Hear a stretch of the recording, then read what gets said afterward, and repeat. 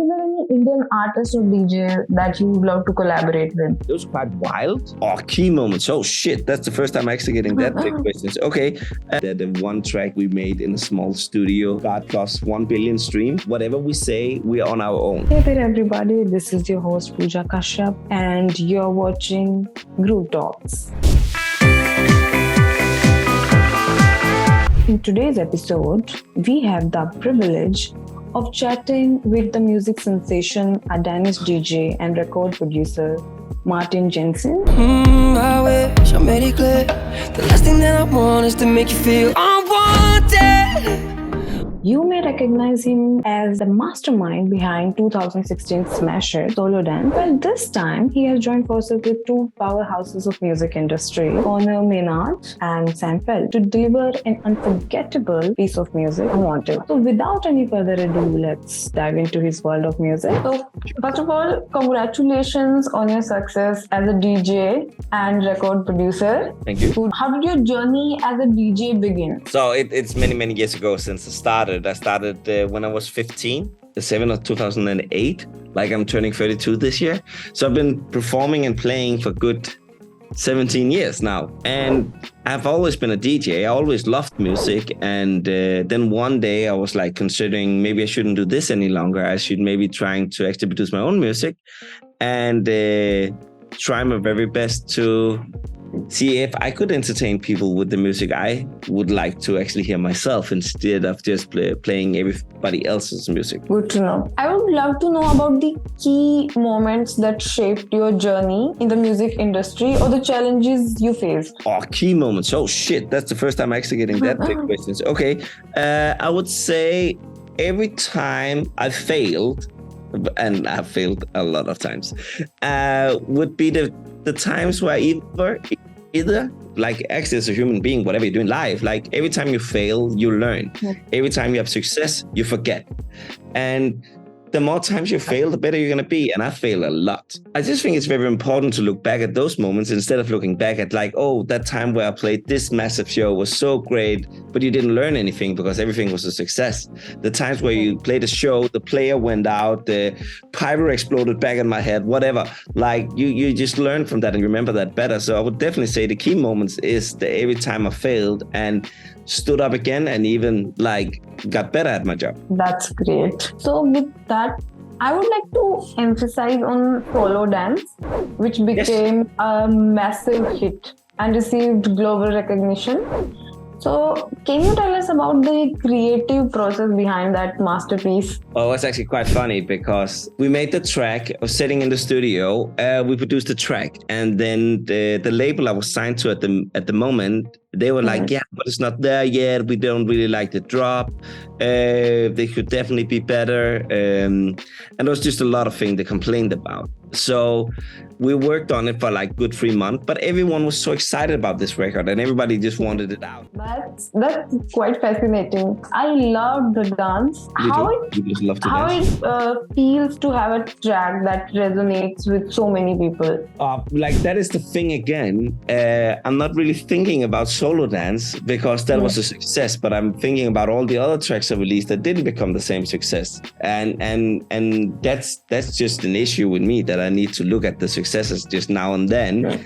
But I would say while you're telling me now, it is quite insane that the one track we made in a small studio in Denmark have got plus 1 billion streams. It is quite insane to think about. Well done. Your music often incorporates samples from viral videos along with tropical house mixes.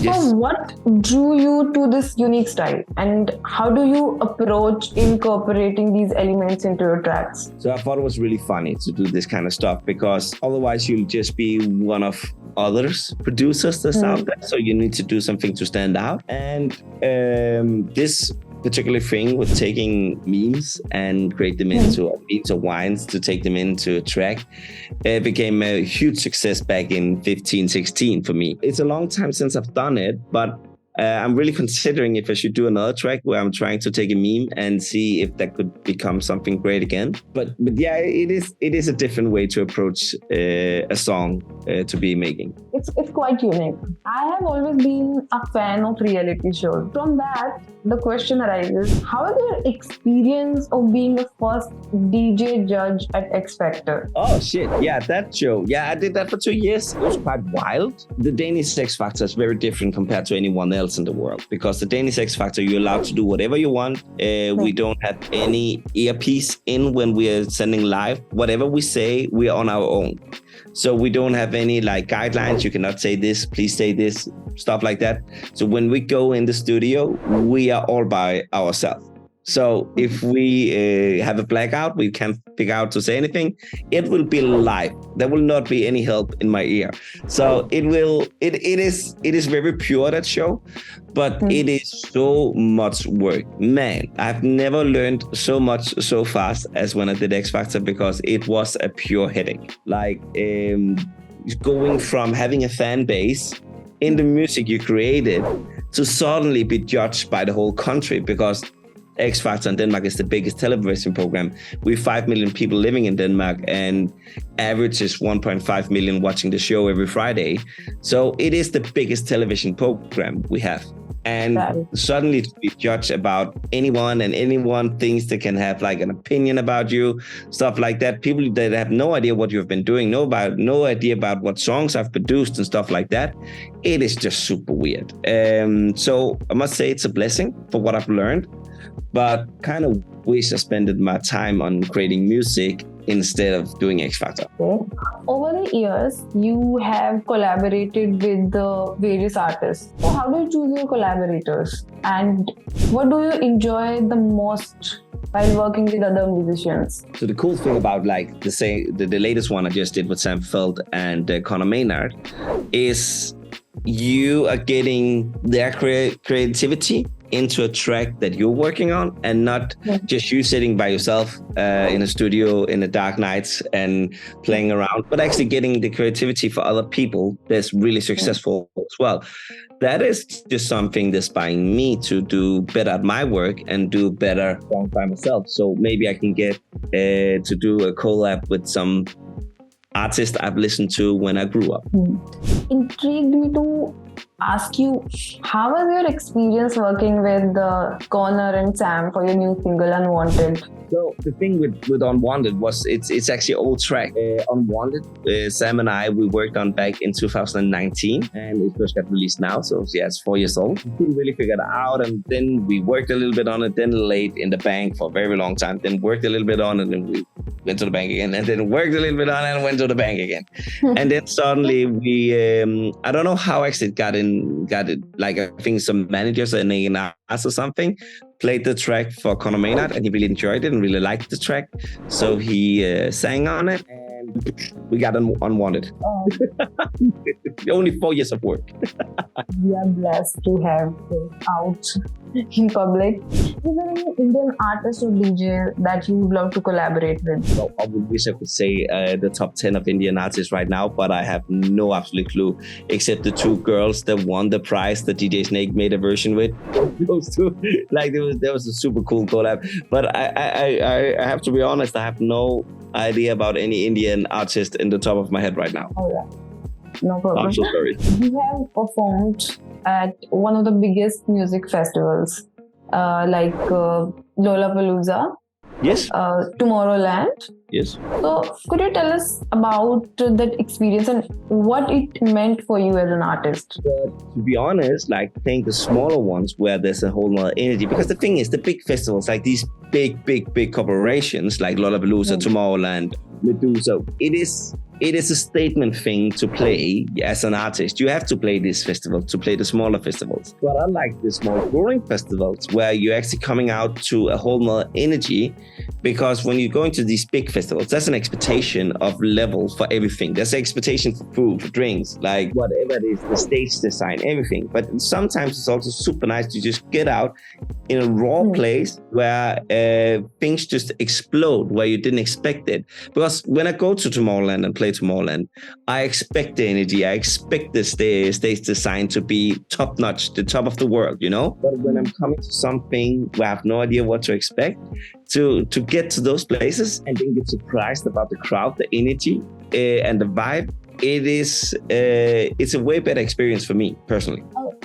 As an experienced club DJ, what are some valuable lessons you have learned while performing live?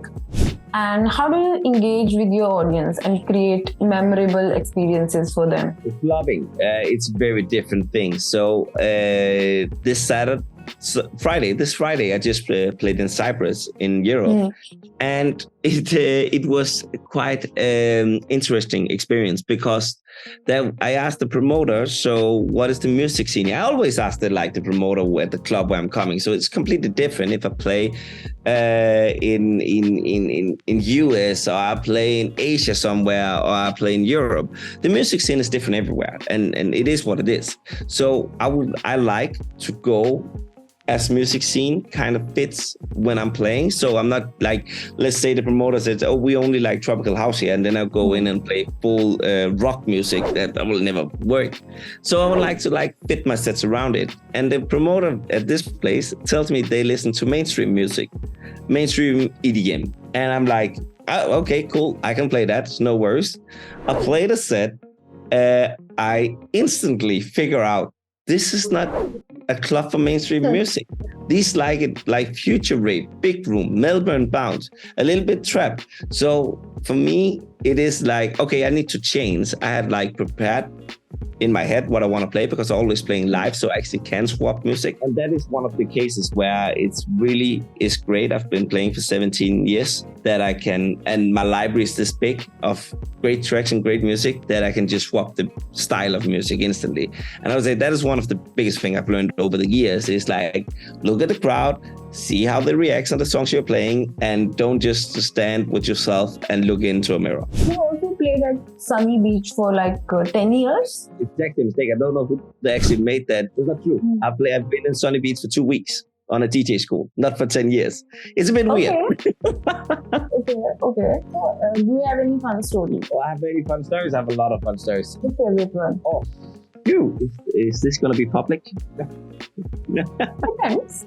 If you allow us to make it public, then... No, funny story. Oh, that's such a pressure to put me on. Funny but serious story. Back in 2020, when COVID struck, everything closed down, the whole world. I created a show called Me, Myself, Online. It was an online show. Yes. We have a national stadium, of course, in Denmark where we're playing soccer. And you can fit around 45,000 people into the stadium. In less than 2.5 months, I played the same stadium twice. Nobody have ever done that. COVID, everything is bad until you find the positive way to get around it and actually take the opportunities life gives you and just turn them around to something better. And I would say that is probably a good thing and a bad thing about a bad subject, that you can actually turn it around. And from that case, I just created a brand new show that's going to be uploaded to YouTube actually this Friday, called The Ordinary Mix, where I'm going around in Denmark and Scandinavia and doing 1-hour DJ sessions and uploading them to YouTube so people can just put them on and go to the gym, have a party with them, or just sit in the couch on the computer to watch a great stream or just listen to some great music. As far as the tour is concerned, when are you planning to visit India? Oh man, there have been so many plans to visit India. It's insane. But every time we've been so close to go there, I have no idea what happened. I just think my agent have been, I don't know what he have been doing, but it's definitely on the schedule to go to India. Special sunburn and everything else you have out there. Because I've been so many times to Asia and I love Asia, but I've never been in India yet. I love you as well. Yeah, well, I really want to go there. Tell every promoter that I will come. No worries. Hopefully this year or next year. Hopefully. So, who has been your biggest inspiration in terms of music? Oh, it's different. So when I started back in the days, the big inspiration for me was definitely Martin Garrix. He was doing well. He exploded from overnight with Animals and just kept going in progressive house, changed a little bit to pop, stuff like that. It was really incredible what Martin did back then. But then I got invited to play the support for Chainsmokers when they played back in Denmark in, I think I was 17, 18. I experienced the guys. I spoke with the guys, and they were just so good at what they did at that show, because it was a whole kind of new show. There was a new show where they brought Matt on the drums. They made it kind of into a live concert / a super heavy DJ set, which I really enjoyed to watch. And since then, Chainsmokers have been a lot in a very big inspiration for me. Many artists choose to adopt a stage name, but who have continued with your real name. That is my Can you stage. share the reason behind this decision and any advantages or challenges that come with your real name as an artist? Martin Jensen is, I think, second or the most common name in Denmark. So it was a bit harder to get through with, like, when you ask people, like, do you know Martin Jensen? It's like, yeah, we know our neighbor, the guy that's working in the grocery shop is called Martin Jensen as well. So it was a bit hard to get around with that stuff. But out in the world, it's Scandinavian name, and people like that. And I hope it feels more connected and more personal than come up with a stage name. And but of course I cannot really change name, so unless I change my full name, which will be very weird because I love my name. So that was the reason why I went out with myself, and I started my career as Martin Jensen. And there was, like, at one point, should I make a stage name? I was like, yeah, but then everything you build up until now is just going to be gone, and you have to start from the get-go once again. I was like, no, we're just going to continue with my real name. Nice name, Martin. Who gave you this name? I think it's my mom, because my dad, he wanted to give me another name called Laust. Very difficult to pronounce even for a Dane. But then my mom said, if you're gonna name him Laust, then you're gonna change all the diapers for the rest of his life. And then my name became Martin. What are some of your upcoming projects or releases that you are excited about? Can you give us Definitely a glimpse? Yeah. Of course. So for sure, the thing I mentioned earlier, the show I'm releasing this Friday, The Ordinary Mix, that is something I'm very excited about, because we spent a lot of time of creating this. And personally, it is extremely nice. Without to brag, it is very beautiful. It's really nice. We showcasing some of the most beautiful locations we got in Denmark. It is just fun to be back to create these things where it's not only live, it's not only for 60 minutes and then it's gone, it's off, it's out. Like doing these things where you can film it and you can upload it and people can keep watching it and watching it. That's a great thing, and that I'm really looking forward to do. All the very best, and we are equally excited for it. On that note, we would like to wrap it up. Well, thanks for speaking with us and sharing your precious time. We are absolutely thrilled to have such amazing insights on music.